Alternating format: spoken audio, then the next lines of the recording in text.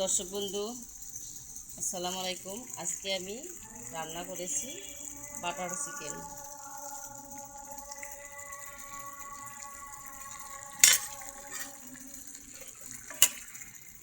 তো আমার মাংসটা হয়ে গেছে, নেমে নেব।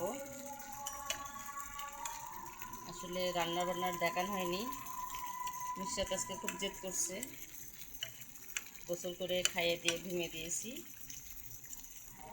তো এই পাশে রান্না করছি আমি এই যে চাল কুমড়ার ঝোল করবো, কষে নিচ্ছি। ভাতও হয়ে গেছে আমার। তো আজান দিচ্ছে, আরও কাজ বাকি আছে। সামনে ঈদ, সামনে কি আর কয়েকদিন বাদে ঈদ। তো কাপড় চোপড় ধুয়ে দিব, তাহলে অনেকগুলো কাপড় ধুয়েছি, আজকেও ধুতে হবে। এটা কষাচ্ছি আমি, এটা তারপরে ঝোল দেব।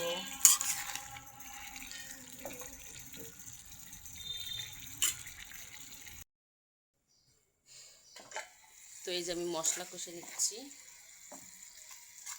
রান্না বসাচ্ছি আমি। এই যে পটল মাছ ভেজে নিয়েছি, পটলগুলো কষে নিব।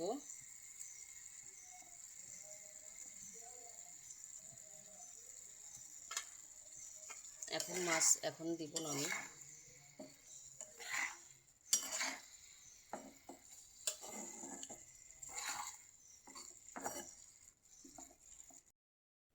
আমার কষানো হয়ে গেছে, মাছ ভাজিগুলো দিয়ে দিব।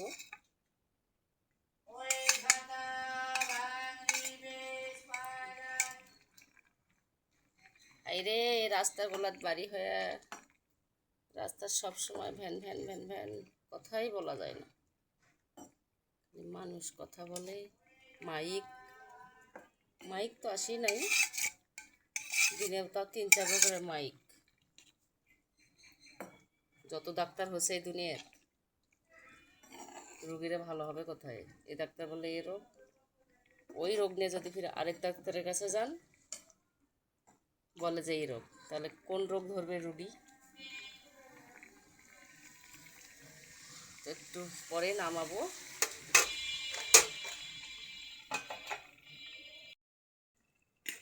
এই পাশে যে কাল রাতের তরকারি ছিল, গরম করছি, ফ্রিজে রাখছিলাম, ঝোল কমাবো। তো দর্শক বন্ধু এইমাত্র গোসল করে আসলাম, খুব খিদে লাগছে, ভাত খাবো।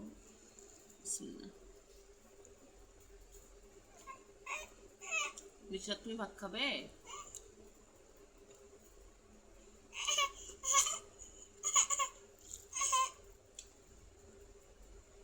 অনেক মজা হয়েছে আসলে। জ্বর হইলে বিভিন্ন ধরনের রান্না করে খেতে ইচ্ছা করে, এক ধরনের রান্না ভালো লাগে না, রুচি থাকে না।